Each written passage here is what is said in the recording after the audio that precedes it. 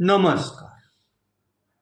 मी गणेश तुकाराम शिंदे आपणा सर्वांचं आपल्यांना या यूट्यूब चॅनलवर स्वागत करत आहे.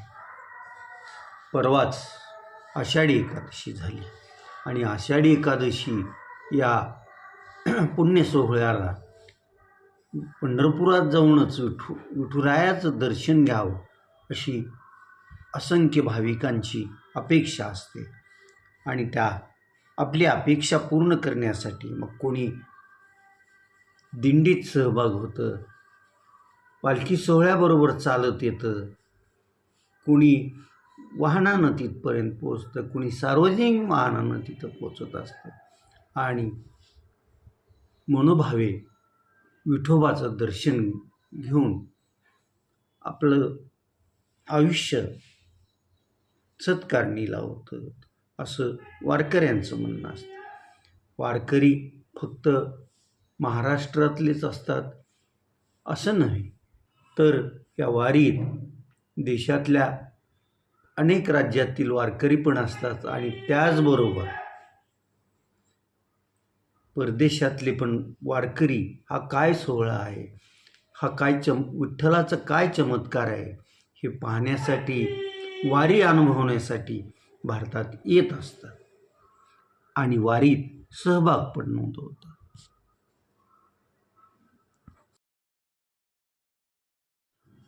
आषाढी एकादशी दिवशी अवघी पंढरी वारकरी जो विठ्ठलाचा घोष करतात, हरिनामाचा घोष करतात, त्यात दुमदुमून गेलेले असते. मी जसं म्हणालो की दरवर्षी परदेशी लोकांनाही वारीचं वेळ लागलेलं असतं. अनेक जण वारीत अगदी थेट देहू, आळंदी, पुणे इथून सहभागी होतात, पायी वारी पूर्ण करत असतात आणि मग त्यावर आपल्या भाषेत आपल्या देशात जाऊन ते भारतातला चमत्कार त्यांच्या देशवासियांना सांगत असतात. यावर्षी तर अगदी ग्लोबल दिंडी पण वारीत होती. ब्रिटनमध्ये स्थायिक झालेले महाराष्ट्रातील एका व्यक्तीनं तेथील विठ्ठलाच्या प्रती प्रेम असणाऱ्या लोकांना एकत्र केलं आणि मग त्यांनी अगदी जून महिन्यातच तिथून वारीला सुरुवात केली. जवळपास 12 ते 13 देशात प्रवास करून ही ग्लोबल दिंडी भारतात मुंबईत दाखल झाली. मुंबईनंतर तिनं पुणे मार्गे जेजुरीला 1-2 दिवस मुक्काम केला आणि मग ज्ञानेश्वर माऊलींच्या पालखीबरोबर ग्लोबल दिंडी पण पंढरपुरात पोचलेली होती. आपले जिल्ह्यातील अनेक नेते पण वारी थोडं बहुत का होईना सहभाग नोंदवत असतात. मग त्यात खासदार ओमप्रकाश भूपालसिंह उर्फ पवनराजे निंबाळकर असतील, धाराशिव कळंबचे आमदार कैलास घाडगे पाटील असतील, भाजपचे ज्येष्ठ नेते रामदास कोळगे असतील, ही मंडळी वारीत हजेरी लावतात. काही अंतर दिंडीबरोबर चालतात आणि पंढरीच्या विठोबाच्या दर्शन घेऊन मग परतत असतात. रामदास अण्णा कोळगे यांच्यासोबत त्यांच्या गावातले आणि जिल्ह्यातल्या बरेचसे जण वारीत असतात आणि रामदास अण्णांना हा इंग्लंडचा वारकरी वारीत भेटला. त्याच्यासोबत त्यांनी त्यांचं फोटो पण काढलेला आहे.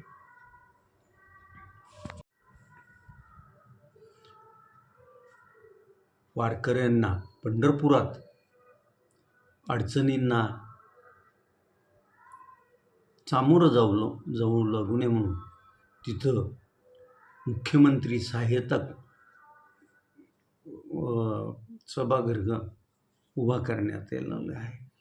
शासनानं तसं हे वारकऱ्यांची सेवा करण्यासाठी उचललेलं योग्य असं पाऊल आहे असंच म्हणावं लागेल. परंतु हे पंढरपूरला आषाढी वारीला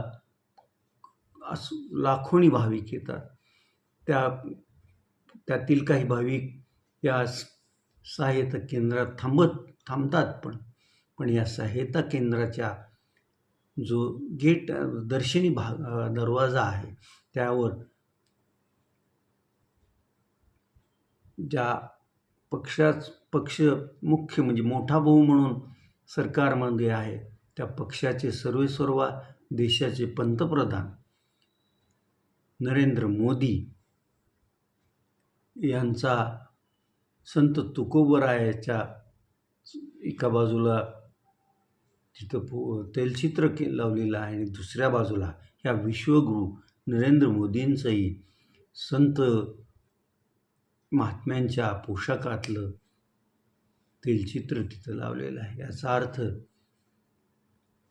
सरकार सर्वसामान्यांचं असतं हे मान्य, परंतु सर्वसामान्यांना साठी जी आपण सेवा करतो त्याचं असं उदात्तीकरण करणं योग्य नाही. असंच सूर पंढरपुरात वारकऱ्यांच्या तोंडून येत होता हे मात्र खरं. तिथं त्या नेमकं ते मुख्यमंत्री सहाय्यता केंद्र कसं आहे काय आहे याचा व्हिडिओ इथं आपण जोडतोय.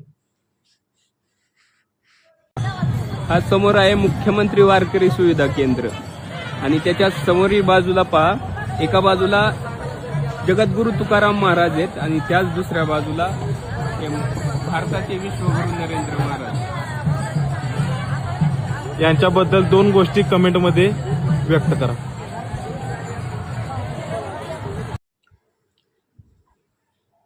पंढरपूरच्या आषाढी एकादशीला मोठ्या संख्येनं विदर्भातले वारकरी येत असतात. ते वारकरी मग कौंडिण्यपूर इथून निघणाऱ्या रुक्माई पालखी सोहळ्यासोबत असतात, कोणी शेगावमधून निघणाऱ्या संत गजानन महाराजांच्या पालखीसोबत असतात.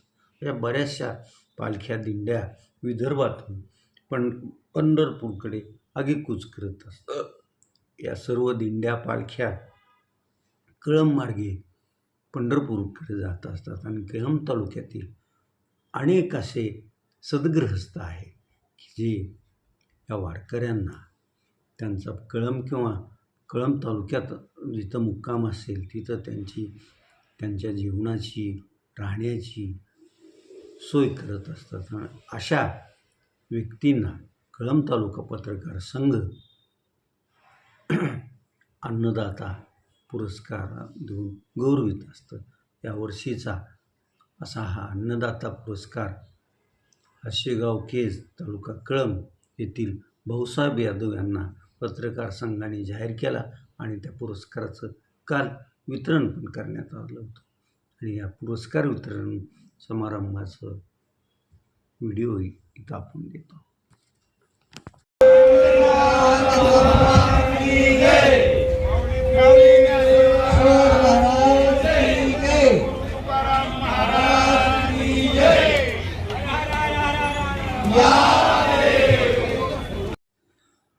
तब्बल 36 दिवस दिल्लीच्या जंतर मंतरवर विद्यार्थ्यांचं आंदोलन सुरू होतं आणि या आंदोलनाला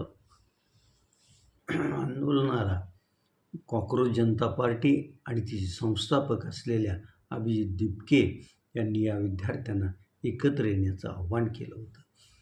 36 दिवस चाललेल्या आंदोलनात अनेकांनी अभिजित दिपके आणि त्यांच्या कॉक्रोच जनता पार्टी या डिजिटल प्लॅटफॉर्मवर उभा राहिलेल्या संघटनेला तिथं प्रत्यक्ष जंतर मंतरवर जाऊन पाठिंबाही दिला होता आणि हे आंदोलन संपलं. सरकारनं आंदोलकांच्या 3ही मागण्या मान्य केल्या. सततचा आंदोलनात सहभाग, दिल्लीतलं वातावरण यामुळं कॉक्रोच जनता पार्टीच्या डिजिटल संस्थापक अभिजित दिपके यांची प्रकृती खालावली. त्यांना टायफॉईड झाल्याचं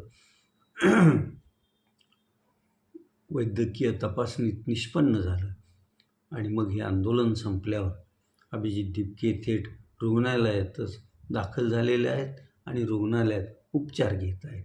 पण रुग्णालयातून पण त्यांनी एक व्हिडिओ प्रसारित केला असून या आंदोलनात सहभागी झालेल्या सर्व विद्यार्थ्यांचं, आंदोलकांचं, आंदोलनासाठी पाठिंबा देणाऱ्या सर्व राजकीय पक्ष व त्यांच्या नेत्यांचं आणि सरकारचं पण मागणी मान्य केल्यामुळं त्यांनी ऋण व्यक्त केलेलं आहे. अभिजित दिपके हे दलित समाजातून येतात. संतोष पिंपरी हे हिंगोलीच्या जवळ असलेल्या 8 किलोमीटर अंतरावर जवळ असलेल्या गावचे ते मूळ रहिवासी, परंतु रोजगारासाठी त्यांचे आईवडील छत्रपती संभाजीनगरमध्ये साधारण 35-40 वर्षापूर्वी आले आणि अभिजित दिपके यांचा जन्म छत्रपती संभाजीनगरमध्येच झालेला आहे. आंदोलन करणाऱ्या अभिजित दिपके यांच्या कुटुंबाची काळजी राज्य सरकारमधील कुणाही प्रतिनिधीला वाटली नव्हती. मात्र आंदोलन यशस्वी झालं. अभिजित दिपकेचं नाव सर्वत्र चर्चेत येऊ लागलं आणि बरोबर काल छत्रपती संभाजीनगरचे रहिवासी असलेले समाज कल्याण मंत्री संजय शिरसाट यांना अभिजित दिपके आणि त्यांच्या कुटुंबाची आठवण झाली आणि काल त्यांनी अभिजित दिपकेच्या सिडको छत्रपती संभाजीनगर येथील घरी जाऊन संजय शिरसाट यांनी त्यांची भेट घेतली आणि त्या भेटीत अभिजित दिपके आपले कसे नातेवाईक आहेत हेही सांगायला संजय शिरसाट मागे राहिले नाही. तर असा हा काळाचा महिमा असतो. कधी अभिजित दिपके कुठं आहे हे पाहायला संजय शिरसाट गेले नसते किंवा त्यांचा एखादा मोठा नातेवाईकाला पण अभिजित दिपके काय करतात हेही पाहण्याची गरज पडली नसती. परंतु ज्यावेळेस डिजिटल प्लॅटफॉर्मवर कॉक्रोच जनता पार्टी ही संघटना स्थापन करून अभिजित दिपके चर्चेत आले. जंतर मंतरवरील 36 दिवसाच्या त्यांच्या आंदोलनात लाखो देशातले विद्यार्थी सहभागी झाले. त्यावेळेस सर्वांना अभिजित दिपके आठवू लागले आहे. एवढं खरं. आज आता आपण इथंच थांबूया. तुम्ही आपल्या हे यूट्यूब चॅनल सबस्क्राईब करा, लाईक करा आणि कमेंट्स पण नोंदवा. धन्यवाद.